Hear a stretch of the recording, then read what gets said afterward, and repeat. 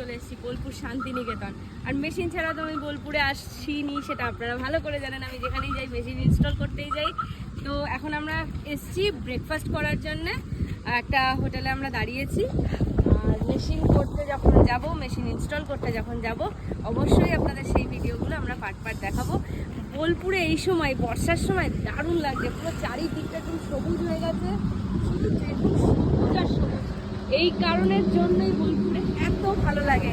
আর বোলপুর আমার নিজের শহর, এই কারণের জন্য আরও বেশি ভালো লাগে। ঠাকুর আমার সাথে। সকালের ভাজা আমাদের কাছে চলে এসছে, আর সঙ্গে গরম গরম রুটি, এই যে দুটো করে রুটি আর ডিম আলুর ভুজিয়া। সকাল সকাল আমরা ব্রেকফাস্ট করতে চলে এসেছি।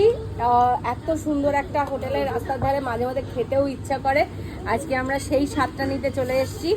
ডিম আলু ভুজিয়া আর রুটি, আজকে কিন্তু মেশিনের রুটি না, হাত রুটি। এটা আমাদের ব্রেকফাস্ট। তো আমি ব্রেকফাস্টটা স্টার্ট করি, দেখি খেয়ে কেমন লাগে। টেস্ট করে দেখা যাক কেমন লাগে।